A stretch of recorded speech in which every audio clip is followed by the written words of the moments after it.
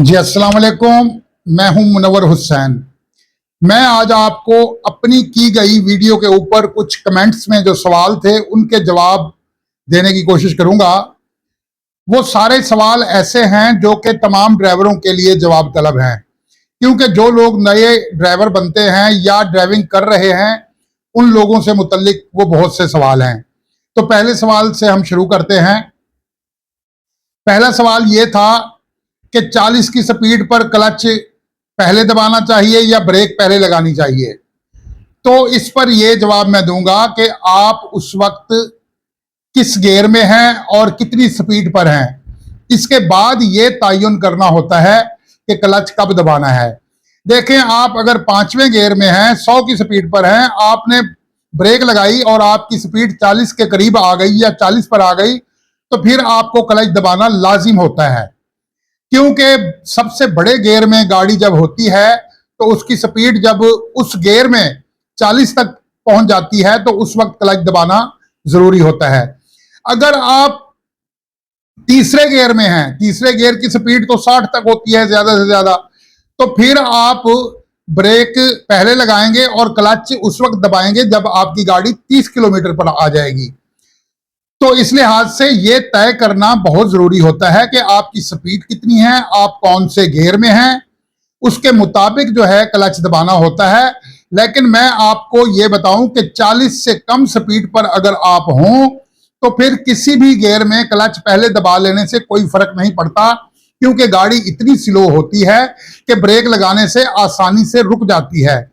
अगर गाड़ी ज्यादा स्पीड में हो, यानी 80-100 पर हो, तो फिर अगर गलती से क्लच पहले दबा के ब्रेक लगाई जाए तो फिर गाड़ी रुकती नहीं है, गाड़ी रुकने में फासला ज्यादा लेती है, इसलिए कि गाड़ी की स्पीड चूंकि ज्यादा होती है तो उसको जब हम ब्रेक लगाते हैं तो गियर भी गाड़ी को रोक रहा होता है, क्योंकि जैसे ही गाड़ी को पेट्रोल मिलना रुकता है, ब्रेक पर हम पांव रखते हैं तो एक्सीलेटर से पांव उठा लेते हैं, तो उसके बाद गाड़ी जब रुकना शुरू होती है तो गियर सिस्टम भी गाड़ी को रोकने में मदद दे रहा होता है।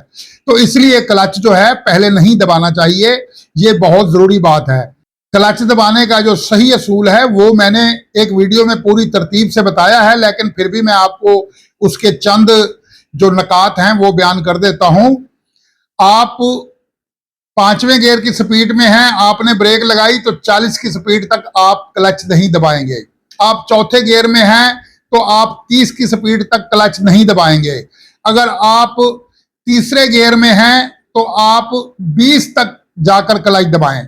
अगर तीसरे गियर में आप चल रहे हैं तो गाड़ी आपकी 20-25 पर पहुंच जाए तो फिर आप क्लच दबाएं, और दूसरे गियर में हैं तो फिर आप क्लच जो है ब्रेक के साथ ही दबा लें तो ये अच्छा होता है, क्योंकि दूसरे गियर की स्पीड 30-35 तक होती है। तो इन पहले और दूसरे गियर में जब आप चल रहे हों तो फिर आप क्लच ब्रेक के साथ दबा लें तो इसमें कोई कबात नहीं है, या क्लच और ब्रेक दोनों बराबर दबा लें तो भी कोई कबात नहीं है।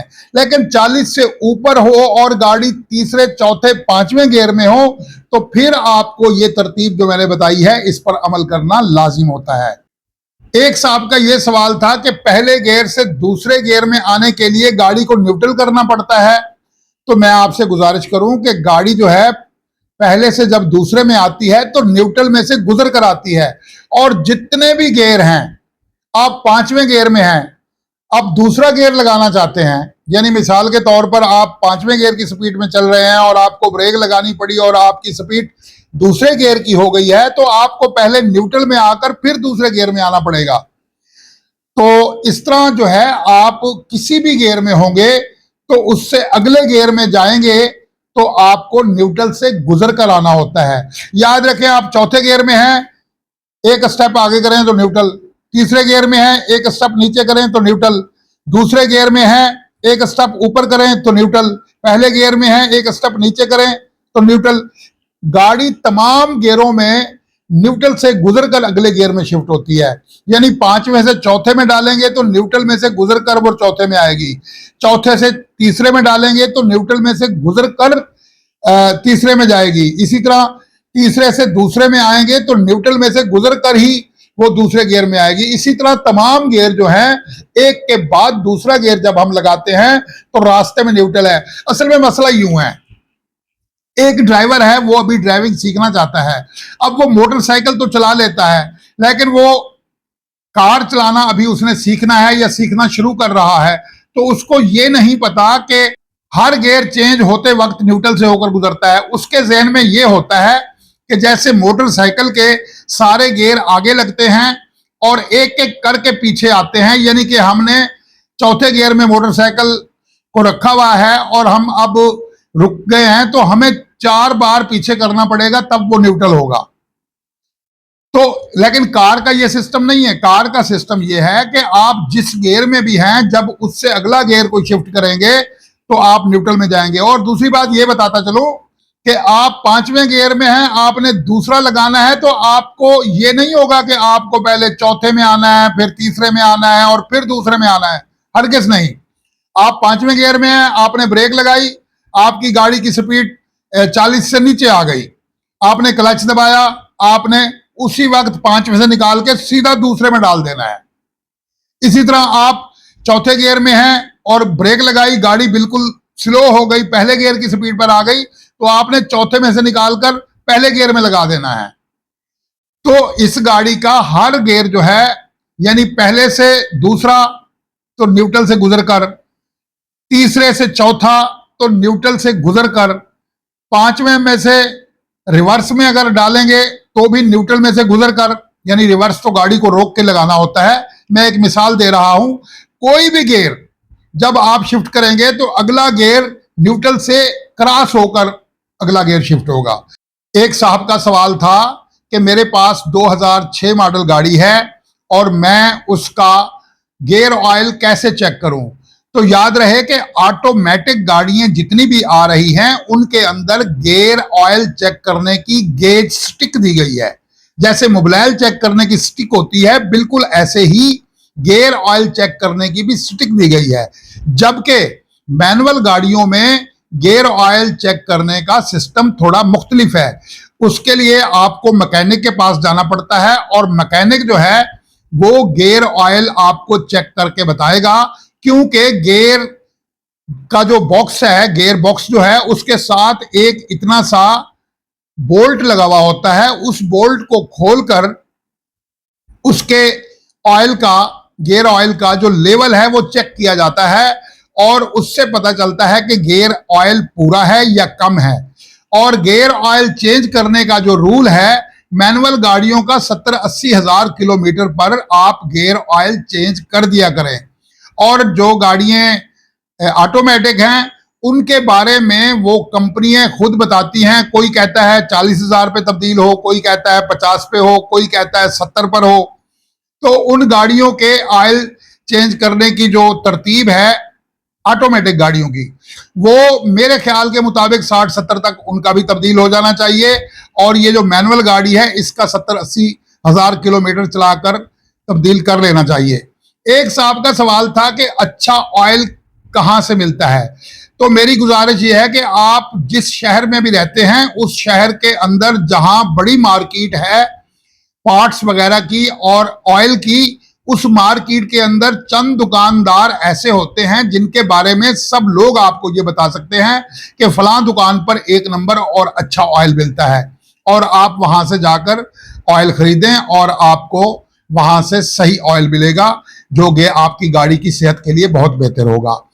2 नंबर ऑयल भी हमारे मुल्क में बहुत ज्यादा फरोख्त हो रहा है, लेकिन सब दुकानदार बददियानत नहीं होते और सबके पास 2 नंबर नहीं पड़ा होता। ये चंद एक काली भेड़ें हैं जो हमारे मुल्क के अंदर लोगों का नुकसान करके अपना फायदा करती हैं। लेकिन आप किसी ऐसी दुकान का पता पूछें अपनी मार्केट से जिसकी नेक नामी के बारे में लोग आपको गवाही दें कि फलां दुकान पर जाएंगे तो आपको वहां से बिल्कुल 1 नंबर और अच्छा ऑयल मिलेगा। तो आप वहां से ऑयल लेकर अपनी गाड़ी का ऑयल तब्दील करें तो उम्मीद है कि आपको कोई परेशानी नहीं होगी।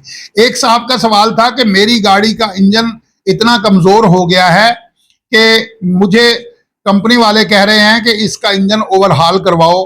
मैकेनिक ने मशवरा दिया कि इसका इंजन तब्दील करवा लो। देखें, ये दोनों सूरतें ठीक हैं, लेकिन मेरा मशवरा यह है कि अगर पहली बार इंजन आपका खुल रहा है तो उसे ओवरहाल करा लेना जो है वो बेहतर रहेगा।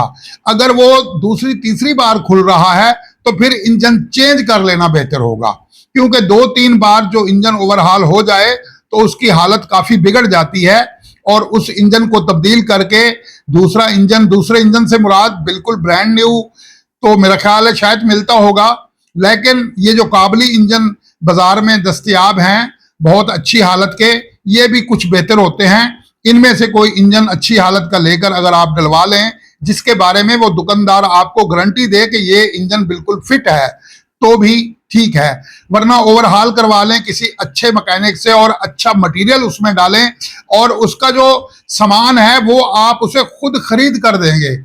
होता क्या है कि हम मैकेनिक के पास गाड़ी छोड़कर आ जाते हैं और वो अपनी मर्जी से सामान लेकर गाड़ी में डालता है, लेकिन मेरा मशवरा ये है कि आप उसे कहें कि गाड़ी में जो सामान डलना है वो मुझे लिख कर दो और वो लिख कर दे और आप किसी अच्छी सी दुकान पर जाकर उस अच्छी ब्रांड का सामान लेकर उसे दें जो कि उस गाड़ी के मॉडल के मुताबिक हो, तो वो गाड़ी को ओवरहाल कर दे तो वो इंजन भी अच्छा चल जाता है। एक साहब का सवाल था कि मेरी गाड़ी बारिश में बंद हो जाती है, कुछ ऐसा बताएं कि गाड़ी बारिश में बंद ना हो। तो मेरी गुजारिश ये है कि ये पुरानी गाड़ियां जो होती हैं इन गाड़ियों की वायरिंग वगैरह कटी फटी होती है और इनके जो डिस्ट्रीब्यूटर और प्लग के जो ऊपर लगे हुए कवर होते हैं या उन्हें निपल भी कहते हैं वो लूज होते हैं, जिसकी वजह से आप जब बारिश के पानी में से गुजरते हैं तो पानी उछलकर उस जगह तक पहुंच जाता है और वो करंट की सप्लाई को डिस्टर्ब करता है जिसकी वजह से गाड़ी बंद होती है। तो आपकी अगर गाड़ी पुरानी है तो आप बारिश के पानी में गाड़ी इंतहाई स्लो करके गुजारें तो आपकी गाड़ी जो है बिल्कुल आराम से जाएगी। गाड़ी इतनी स्पीड में ना गुजारें कि जिससे कि व्हीलों से पानी उछलकर इंजन तक पहुंचे। तो अगर आप स्लो करके गाड़ी गुजारेंगे तो पानी नहीं उछलेगा और आपके इंजन के सिस्टम पर नहीं पहुंचेगा और गाड़ी जो है आपकी बंद नहीं होगी।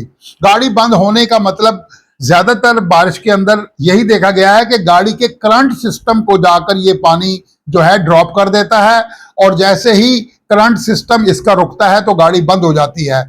तो उसके लिए यही टिप है कि आप गाड़ी को पानी में स्लो करके गुजारें जिससे कि आपकी गाड़ी का इंजन बंद ना हो। एक साहब ने यह भी पूछा कि आप किस शहर से ताल्लुक रखते हैं, तो मैं जनाब पाकिस्तान के शहर मुल्तान से ताल्लुक रखता हूं और मुल्तान सिटी मेरा शहर है। मैं यहीं पर ही पैदा हुआ हूं, यहीं पर ही पूरी जिंदगी गुजारी है, तो यहीं पर ही होता हूं। तो मुझे उम्मीद है कि मेरी इस वीडियो में दी गई मालूमात से आपके नॉलेज में इजाफा हुआ होगा और आप इससे इस्तेफादा करेंगे। तो अगली वीडियो तक इजाजत दीजिए। खुदा हाफिज।